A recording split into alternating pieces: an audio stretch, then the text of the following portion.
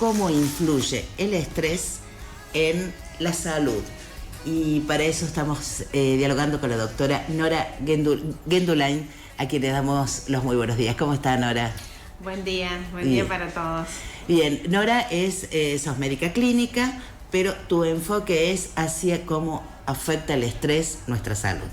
Así es. Bien, como una especialización necesaria en estos tiempos. Muy. Bien. ¿Cuál es el tema de hoy? Bueno, hoy voy a hablar de el intestino y el estrés.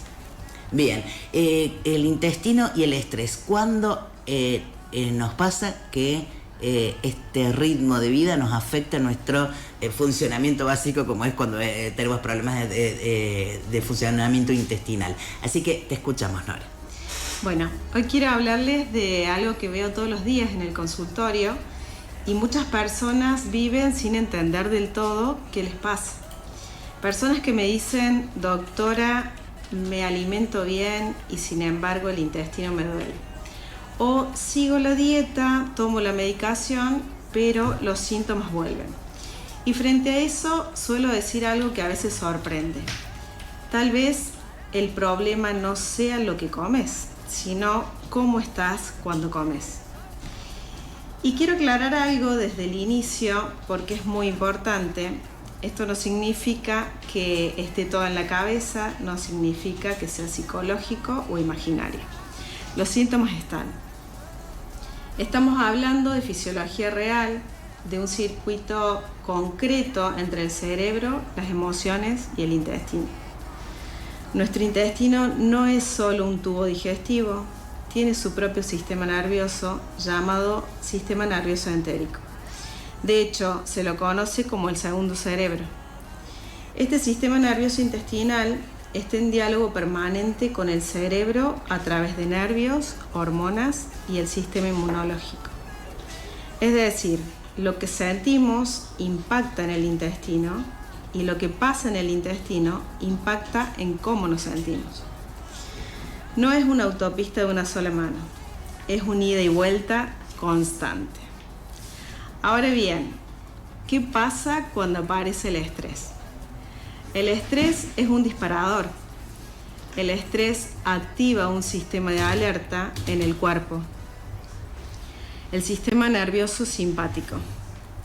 El organismo interpreta que hay una amenaza, como una preocupación constante, una exigencia sostenida o un miedo que no se resuelve. Para el cuerpo, el estrés se vive como un riesgo y frente a eso, sabiamente nuestra biología redistribuye la energía. Quedan en segundo plano aquellas funciones que no son urgentes para sobrevivir, entre ellas la digestión. Es por eso que decimos que el cuerpo prioriza sobrevivir y no digerir. En ese contexto, el intestino cambia su funcionamiento. Puede moverse más rápido o más lento, se vuelve más sensible al dolor y también puede alterarse la microbiota, que es ese conjunto de bacterias que cumplen funciones fundamentales para la digestión y el equilibrio general. Por eso, muchas personas notan que en momentos de estrés aparecen síntomas como dolor abdominal, distensión, diarrea o constipación. No porque el intestino esté fallando, sino porque está respondiendo a una señal de alerta sostenida. Nada de esto es casual ni voluntario. Es una respuesta adaptativa del cuerpo. En el intestino irritable esto se vuelve muy claro. El intestino se comporta como una alarma demasiado sensible. Reacciona ante estímulos que antes toleraba.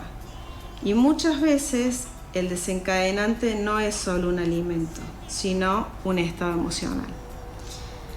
Algo que observo con frecuencia es que el intestino irritable aparece en personas muy responsables, exigentes consigo mismas y con el resto, que sostienen mucho, personas que se ocupan de todo, que cumplen, que siguen adelante incluso cuando están cansadas. Y quiero decir algo muy importante. El intestino irritable no es debilidad. Muchas veces es exceso de fortaleza sostenida en el tiempo. El cuerpo encuentra una vía para decir: hasta acá llegué, basta.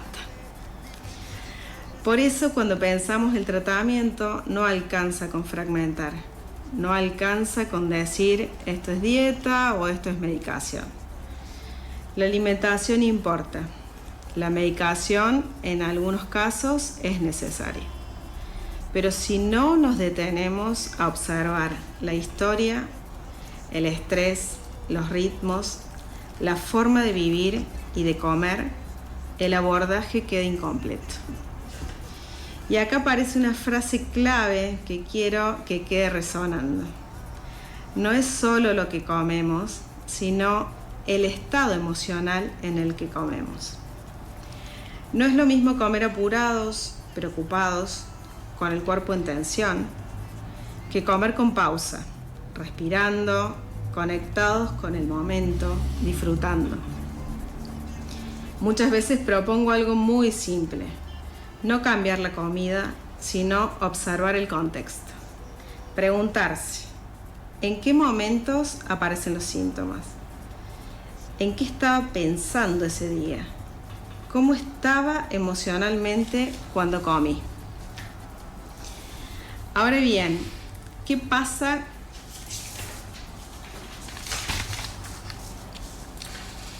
Otra pregunta. Porque el intestino registra silencios, exigencias, apuros. Registra lo que no decimos con palabras. Y quiero dejar algo claro: el síntoma no es el enemigo. El síntoma es información. Funciona como una alarma. Cuando el intestino habla, no siempre pide restricciones. A veces pide pausa. A veces pide ser escuchado. Tal vez en lugar de preguntarnos solo ¿qué puedo comer?, podríamos empezar a preguntarnos ¿cómo estoy viviendo? Y para cerrar, les dejo una pregunta para pensar durante la semana. ¿Quién habla más, vos o tu intestino, cuando el estrés aparece? Nora Guendoullain, ha sido realmente muy clara. Nos encantó escucharte en este silencio en donde pudiste ir desarrollando esta idea, y me quedo con algo que muchas veces nos quejamos cuando aparecen los síntomas, que los síntomas son información. No nos quejemos de estas señales de alerta que nos da el cuerpo, así que... Es la alarma. Es la alarma. Siempre. Y hay que escucharlo. Saber escuchar. Y hacer consciente esto, cómo comemos, cómo nos sentamos a comer. Algo sencillo que nos puede cambiar mucho, mejorar mucho la salud.